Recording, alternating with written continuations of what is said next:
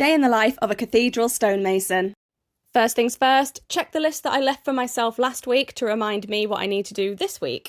I currently have a couple of really easy stones to set out before I can get back to pointing, so I wambled up to the setting out room, which is up here in the triforium level of the cathedral.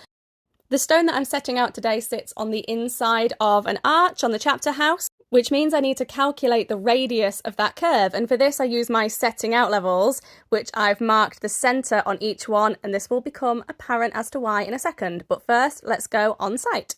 So in order to calculate the curve, I hold my level up to the arch and using my small square measure the distance from the centre of my level to where it meets the intrados of the arch.